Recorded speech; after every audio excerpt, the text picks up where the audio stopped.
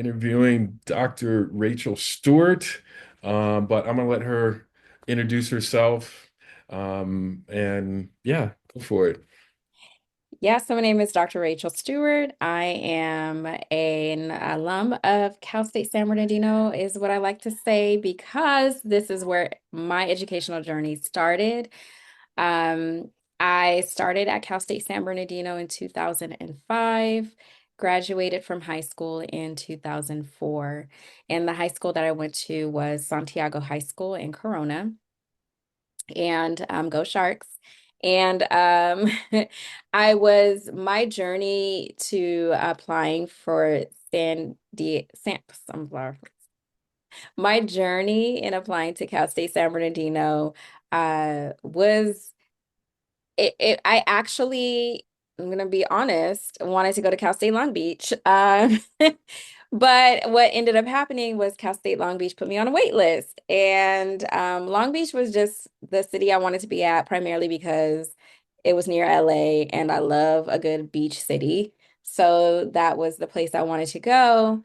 But once they put me on a wait list, I kind of took that to heart and said, you know what? I'm going to stay around my area in the IE and go to Cal State San Bernardino, where I received admission right away.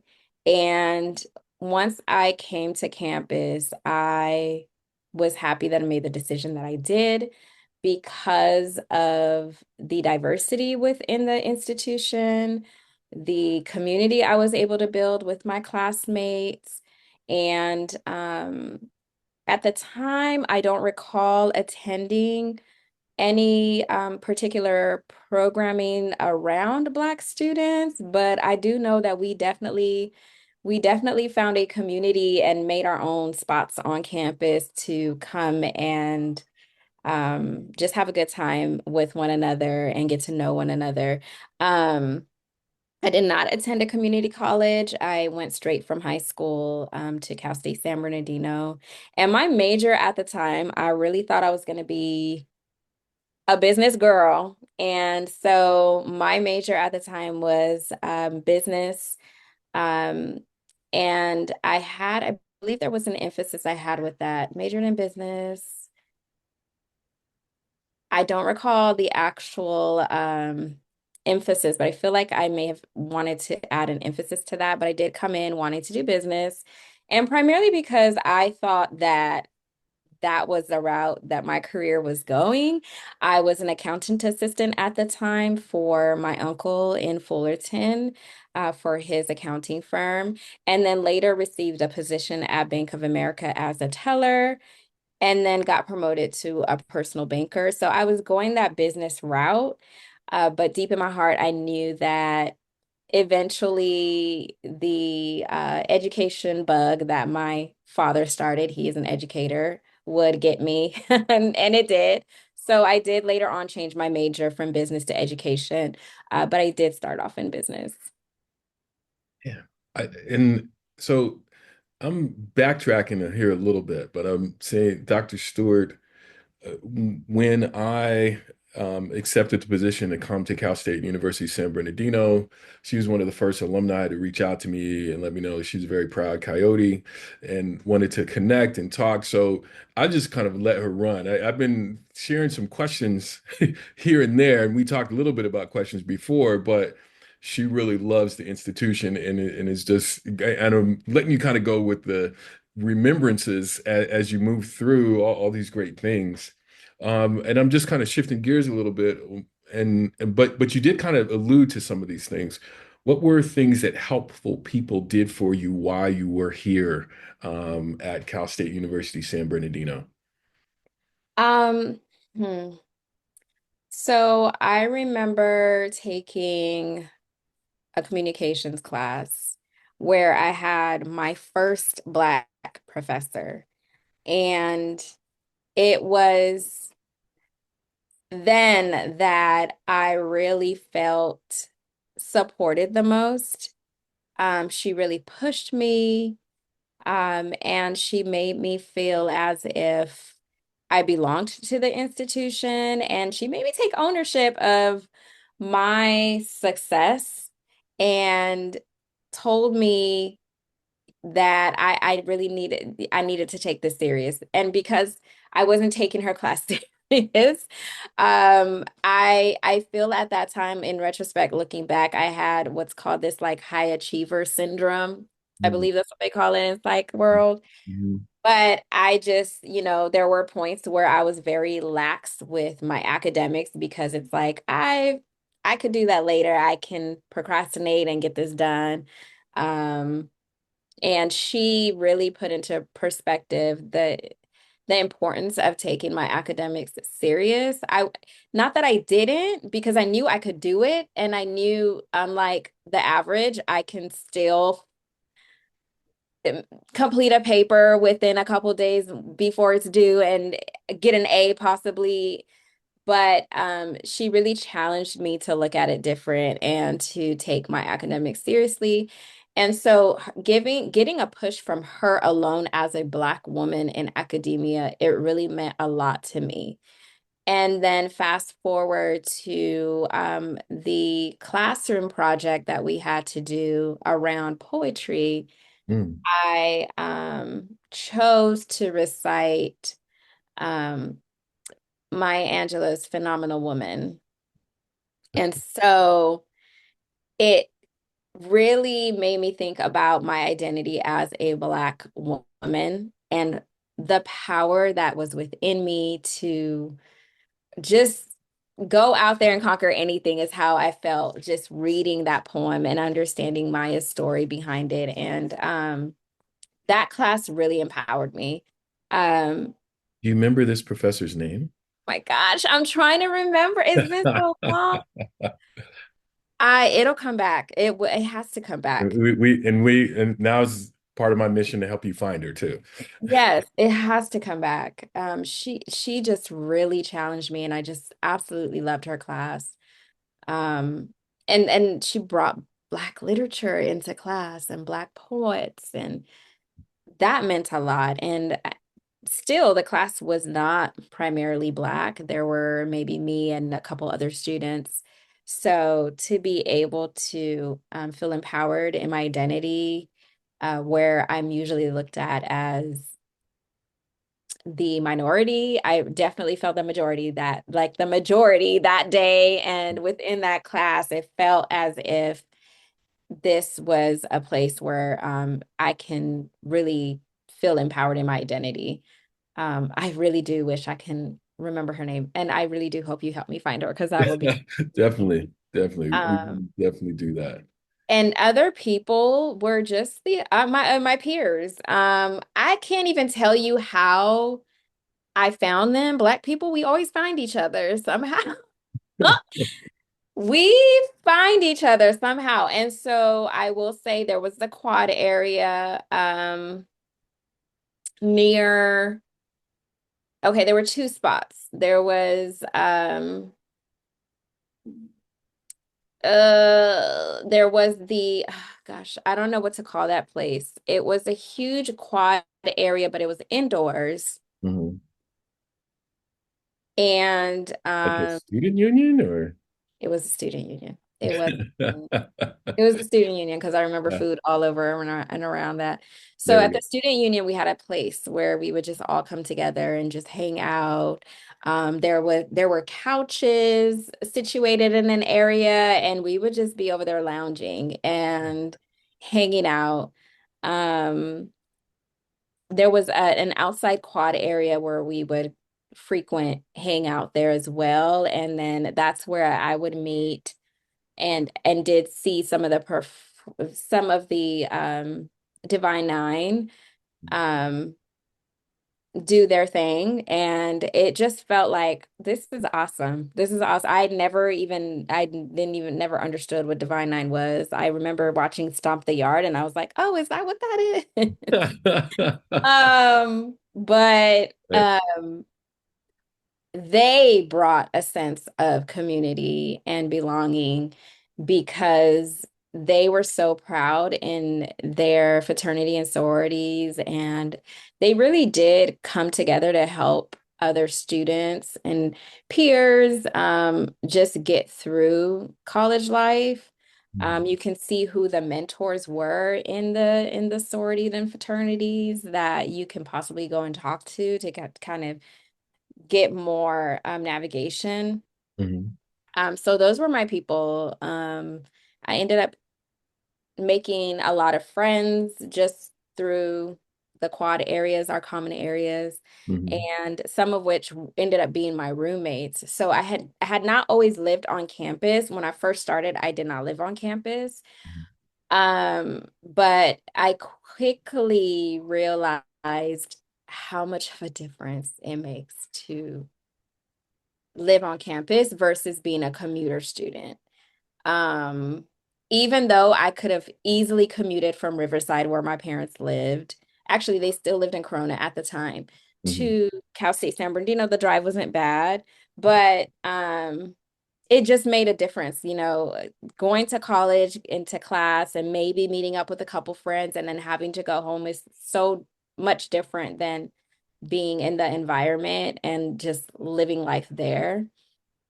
So I will say after my first semester, I moved in. Mhm. Um, and it just made that much more of a difference in the community that was I was able. Now I have friends that I've met within the floor. I Mhm. lived right across campus, those apartments that face campus. Mhm. Um, if they're still there. I Um, think so.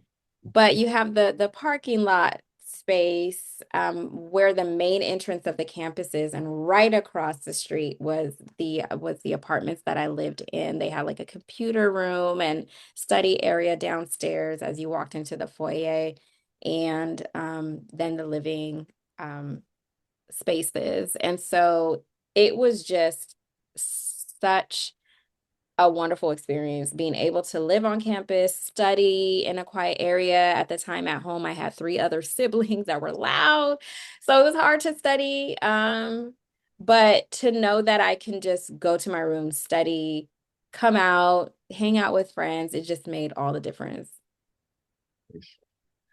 Um, what do you do now for work, and how did Cal State University San Bernardino prepare you for that opportunity?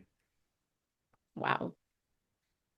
Um, So, so now I am a faculty scholar and the director of academic and career programs at Cal State. We don't call ourselves Cal State, San Diego State University.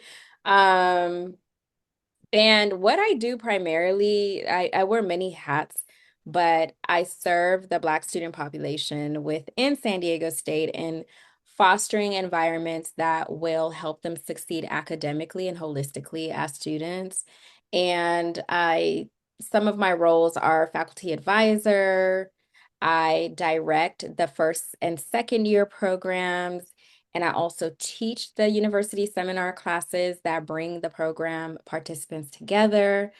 I also teach within the third and fourth year program, which is a career professional development program. And that also just speaks to the needs of our students in their third and fourth year, in their understanding how their transition will look like from student to professional, and then how to prepare them for their next move when they do graduate, whether it's grad school or a career. And so, how Cal State San Bernardino prepared me is just through experience. The experience I was able to have from changing my major and really seeking out that which I knew was for me instead of what I thought was for me. Um, that made a difference in the trajectory of literally my whole life, because had I stayed in business and pursued business, it would have looked so different. But going after education and being able to switch my major, but also the encounters of the amazing people. I really wish I knew her name, but professor that I was able to have in my undergrad, it just for me to be able to be that same professor to my undergrads that I serve today, it's just a full circle. The student engagement through building community is something that I foster in everything that I do in my programming. Understanding that students first need to feel as though they belong and need a community. And so being able to bring that into the programming that I do today, um, it's coming from these experiences all the way to what I just talked about with commuter versus on-campus living situations. So what does that look like for students who are commuters, and how can we make them feel as though they belong to the campus? And for those who are on campus, how can we continue to foster an environment where they feel as though they do belong? And so one of the programs, which is our first and second year program that I direct, is connected to a Black excellence floor, a living arrangement on campus that fosters that community and belonging. And not only on the floor, but these students are also in class together within my seminar class. Then you have a professor who's Black, who's also teaching the seminar class. But the seminar class is not even just a place of community, but a place where students can grow and get acclimated to campus life and understand the tools and the resources that they need to navigate this. And of course, the Black identity development and empowerment that they receive from this, the very thing that that professor was able to give me at Cal State San Bernardino, is just amazing in retrospect. I never even really thought about this until today, like how it all just came back full circle. Nice, nice. Um, and I'm kind of getting a vision of you as a young student here, but then also connecting with some of the students. Maybe you come back a few years and you're able to give them some advice, with your own understanding. What advice do you have for today's Coyotes?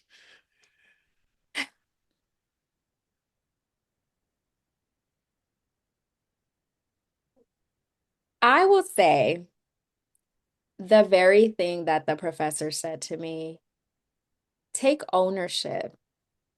Take ownership of your education, take ownership of your future, and pursue it with resilience and persistence. And know that as long as you have fully taken that ownership, no one can take it away from you. Um, I would say that once you do take ownership of that, it just makes all the difference in the ways that you view how you show up in the classroom, how you show up with friends, how you show up in the community, how you show up in the future. Um, because it's bigger than just undergrad.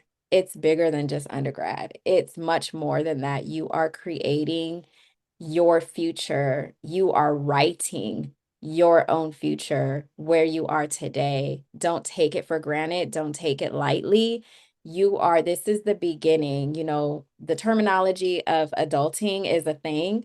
This is adulting for real. You started adulting in your undergrad. This is when you truly get to make your own decisions. And with that said, I want you to find a place where you are comfortable in your authentic self, in knowing that this is what you want to do right now, whether it be your degree, whether it be your career, whether it be a sorority, whether it be a program, that this is truly what you want to do.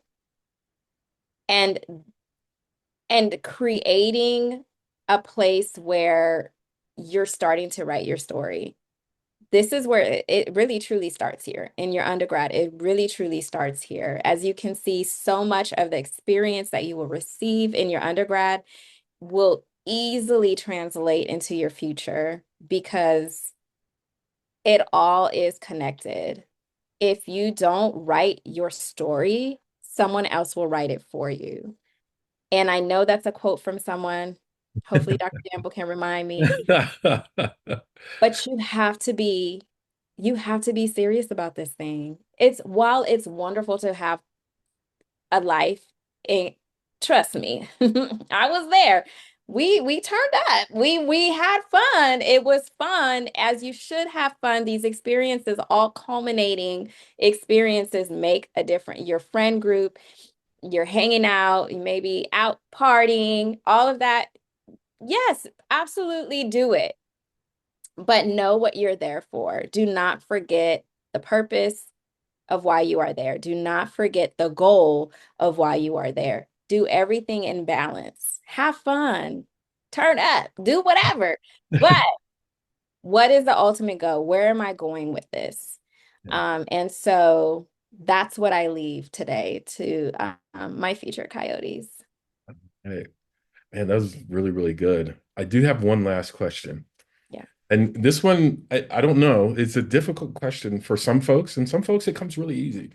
But I've been asking it as a researcher for several years. And it is, how do you define Black success? I'll say that again. How do you define Black success?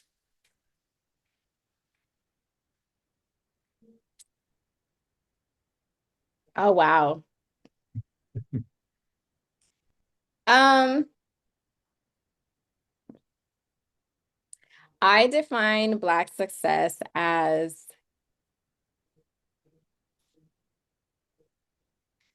that's so general. It's not like Black student success or Well, you can put that in there. Go ahead, Black student success. We like okay. that here at the Office of Black Student Success. I define Black student success as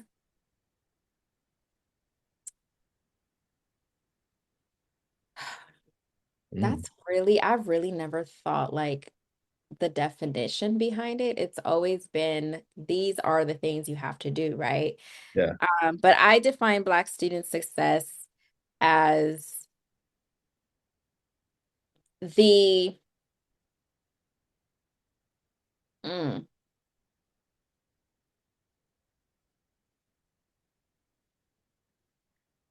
Black student success is all student success. Okay. And I say that because if we are truly, if we are truly engaged, focused on, have a vision around student success as a whole,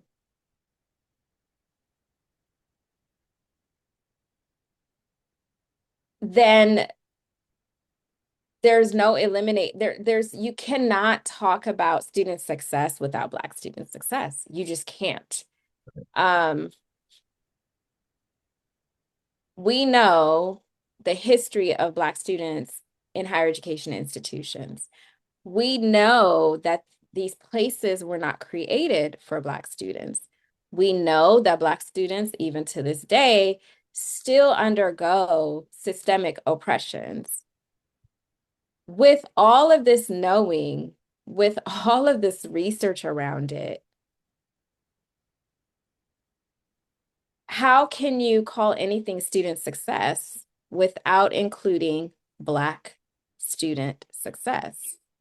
And so to me, sorry about that. I hope you don't hear that in the background. Um, so for me, I challenge people and institutions to come to a place where when you're talking about student success, it's really time to desegregate. Stop trying to make student success one whole definition because it's just not, it will never be one whole definition because it never involved everybody. Mm, So when it comes to Black student success, it needs to be part of the conversation of student success. So that's why I say Black student success is student success.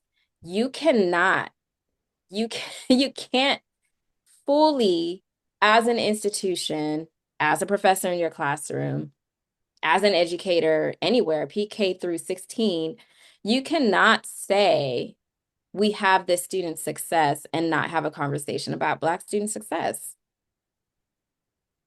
Agreed. Dr. Stewart, thank you for your time. This was really, really cool to get to know you in this way, but also to watch you reflect upon your own experience at Cal State University San Bernardino. We got to get you on campus sooner than later. I know we got some prizes for you and even got one for your husband, who's also an alum. So just wanted to make those connections for you. Thank you so much for taking the time to participate as the first person in our Black Speaker Series. And we're looking forward to more alumni sharing their stories and experiences. We appreciate you. Have a great Thank day. you. Thank you. Go Coyotes.